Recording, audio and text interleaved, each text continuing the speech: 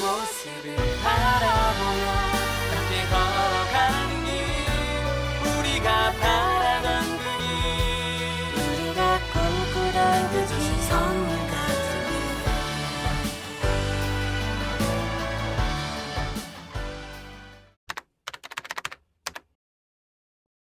그러면 이제 오늘 모였으니까 오랜만에 모인 이 소중한 시간에 우리가 좋아하는 복음 나눔을 같이 해봤으면 좋겠어요. 복음 나누기 전에 주님을 초대하는 시작 기도를 선생님들 중에 한 분이 해주셨으면 좋겠어요. 자발적으로 한 선생님이 해주실 수 있나요? 그렇게 조용해지고 오늘 이렇게 일단 선생님들과 함께 복음 나눔을 할 수 있는 이런 소중한 시간을 주신 것에 대해서 일단 하느님께 너무 감사드리고 복음 나눔을 통해서 선생님들과 그리고 제가 그 안에서 많은 배우고 많은 은총 받는 그런 시간이었으면 좋겠습니다. 아멘. 아멘. 네, 그러면은 마태복음 21장을 다 펴주셨나요? 네, 다 준비되셨으니까 다 같이 읽어볼 건데 저부터 시작해서 원하는 만큼 읽어주시면 되고 오른쪽으로 돌아갈게요. 마태복음 21장 33절에서 43절 말씀입니다. 그때 예수님께서 수석 사제들과 백성의 원로들에게 말씀하셨다. 다른 비유를 들어보아라. 어떤 밭 임자가 포도밭을 일구어 울타리를 둘러치고 포도학을 파고 탑을 세웠다. 그리고 소작인들에게 내주고 멀리 떠났다. 포도철이 가까워지자 그는 자기 몫의 소출을 받아오라고 소작인들에게 종들을 보냈다. 그런데 소작인들은 그들을 붙잡아 하나는 매질하고 하나는 죽이고 하나는 돌을 던져 죽이기까지 하였다.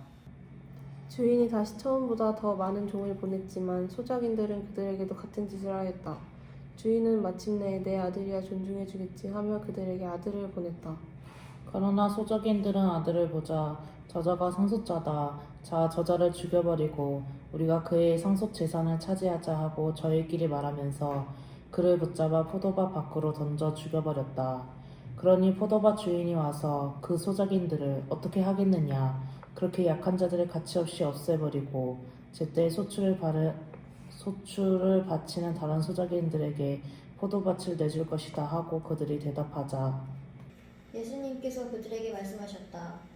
너희는 성경에서 이 말씀을 읽어본 적이 없느냐? 집 짓는 이들이 내버린 돌, 그 돌이 모퉁이의 머릿돌이 되었네. 이는 주님께서 이루신 일, 우리 눈에는 놀랍기만 하네. 그러므로 내가 너희에게 말한다. 하느님께서는 너희에게서 하느님의 나라를 빼앗아 그 서출을 내는 민족에게 주실 것이다. 이번에는 속으로 천천히 읽어보면서 자신한테 와닿았던 짧은 구절이나 단어를 생각해 주셨으면 좋겠어요. 잠시 침묵으로 시간 보낼게요.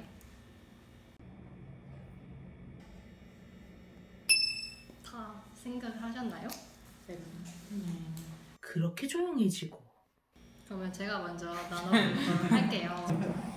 저는 37절에 내 아들이야 존중해 주겠지 라는 이 구절이 되게 와닿았어요. 진짜 내 아들까지 보내는데 너네가 내 말을 안 듣고 믿음이 없고 이러면 안 되지 라는 마음으로 보냈을 것 같은데 그런데도 사람들은 잘 그걸 알아보지 못하잖아요.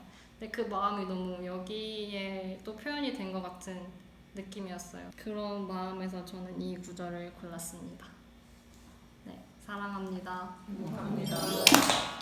저는 36절에서 더 많은 종을 보냈다고 하는 그 부분 있잖아요. 그 전에를 보면은 죽였는데도 또 보낸 거잖아요.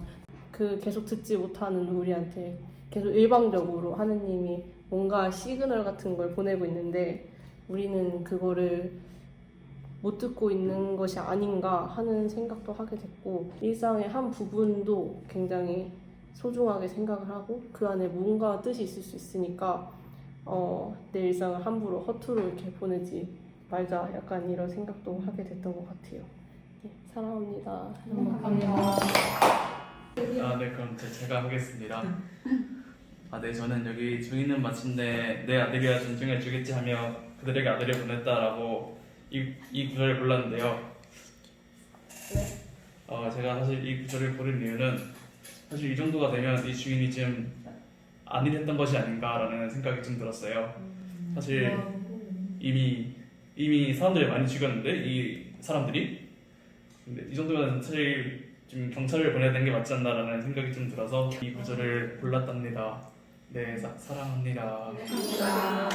마지막 구절에 하느님께서는 너희에게서 하느님 나라를 빼앗아 그 소출을 내는 민족들에게 주실 것이다. 이 구절 솔직히 이해가 안 가는데 계속 읽다 보니까 서로 싸우잖아요.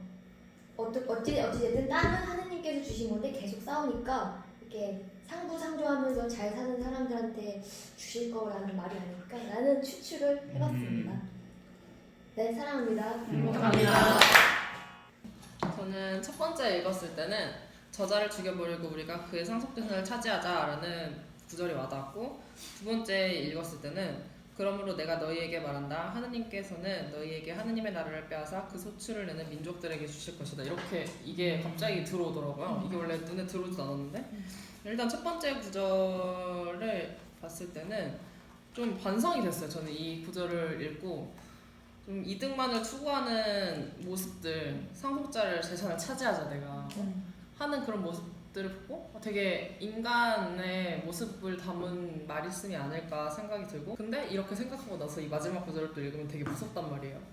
이렇게 이득만을 추구하는 나의 모습들을 하느님 나라를 빼앗아서 그것을 나머지 부족한 사람들한테 나눠주겠다는 것들이잖아요. 저는 제가 되게 약간 이기적이라고 생각하고 사는 사람인데, 그렇지만 우린 신앙이기 때문에 그러면 안 되는 거잖아요.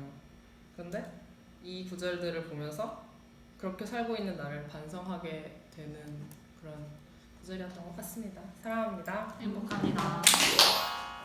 저는 42절에 너희는 성경에서 이 말씀을 읽어본 적이 없느냐라고 이 구절이 가장 마음에 와닿는데, 제가 그 지난 목요일에 저희 성경 모임 줌으로 했었잖아요. 줌으로 하면서 그동안 이제 수녀님께서 성경을 많이 읽으면서 어땠는지를 좀 얘기를 하는데, 저는 그때 루카복음 그 자체를 소홀히 하고 있었다 라는 그런 내용이 들었었는데, 약간 뭔가 예수님께서 제 자신한테 말하는 그런 모습인 것 같아요. 조금 무섭다라는 그런 느낌도 저도 들었었고, 내용 자체가 조금 무섭기도 하고, 이게 좀 가장 마음에 와닿던 구절을 조금 고르기가 많이 어려웠던 것 같아요. 자신감 있게 먼저 말을 하려고 했는데 뒤늦게 좀 생각할 시간이 필요할 것 같아서 이 구절을 선택해서 이렇게 얘기하게 되었습니다. 사랑합니다. 행복합니다. 저도 리경쌤이랑 같이 42절에 예수님께서 그들에게 말씀하셨다. 너희는 성경에서 이 말씀을 읽어본 적이 없느냐, 이 구절인데, 그러니까 초반에는 나눔을 하면서 재밌어서 막 열심히 하겠다는 의지가 있어서 막 성경 구절도 와닿는 구절도 막 올리고 그랬었는데, 이제 막 뒤로 갈수록 재미없고 지루하고 막 그러니까 막 읽기만 하고 올리지 않아서 약간 다시 멀어졌다는 생각이 드는 거예요. 그래서 이거를 다시 읽고 나서 나는 왜 하고 싶은 것만 하려고 그러고 하기 싫은 건 안 하나 라는 생각이 들어서 다시 도전해봐야겠다는 생각이 들어서 이 구절을 골랐습니다. 사랑합니다. 행복합니다. 제가 기도를 할게요. 항상 저희와 함께 계시는 주님, 오늘도 주님 목소리를 들을 수 있는 소중한 시간을 저희에게 허락해 주셔서 감사합니다. 오늘 저희가 느낀 점, 또 깨달은 점을 잊지 않고 또 한 주간 열심히 살아갈 수 있도록 힘을 주시고, 또 성당에서 만나지 못하는 청소년부 친구들도 집에서 저희와 함께 복음을 묵상하고 주님께 귀 기울일 수 있는 시간을 허락해 주세요. 우리 예수 그리스도를 통하여 비나이다. 아멘. 부활 성자 성령의 이름으로 아멘.